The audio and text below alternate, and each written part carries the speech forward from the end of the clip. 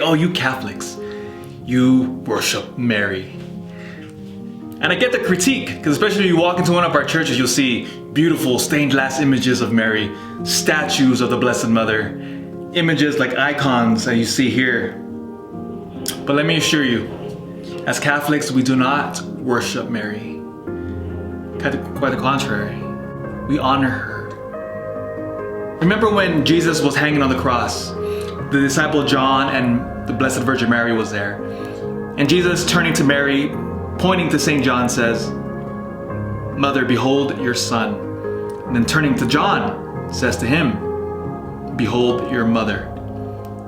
And from that moment on, Christians would take Mary into their home, into their heart. Because we see the faith as a family. It's not just a personal relationship with me and our Lord, but rather it's a familial relationship. And that Mary is our mother. And there is nobody on earth who was closer to Jesus than Mary herself. I mean, she bore him. She raised him. Remember, every woman in here listening to me, there's nobody else on earth closer to your own children than you. You carried them in your womb for 9 months. Mary did that. And Mary knew Jesus better than anybody. And so we honor her. And we see this beautifully in the church's history.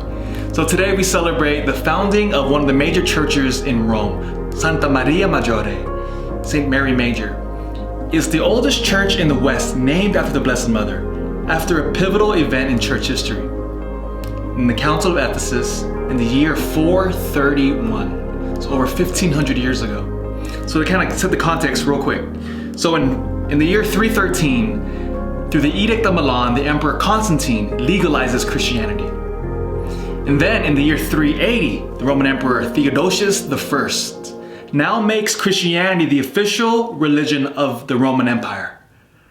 And so now the age of persecution has ceased, has ended, because there were different waves of persecution for our first 300 years. But now that we're a legal entity in the empire, and in fact the legal religion, Christianity begins to hammer out and to articulate what she believes in. What do we actually believe? And it starts to choose and to argue and to hammer out the precise terminology and how to express the faith. And so in the early 5th century, the question at the time was, who did Mary give birth to? Did she give birth to just the human nature of Jesus? Or did she give birth to God himself? So in other words, it was an indirect question of the unique person of Jesus Christ. In him, he has a human nature and a divine nature united in the single person of Jesus Christ. And so the church had to wrestle with that, how to articulate that. And so in the year 431, in that great council, when all of the bishops of the world descended upon that city in now modern day Turkey, it decreed that Mary is the Theotokos, the Mother of God. And so that's where the origin of her title. Because Mary gave birth not just to the human nature of Jesus, but to God himself, who has been united in the person of Jesus Christ through the incarnation, the union of humanity and divinity in Jesus Christ. And through that great work, what Christ has done, we now honor Mary, who is our mother.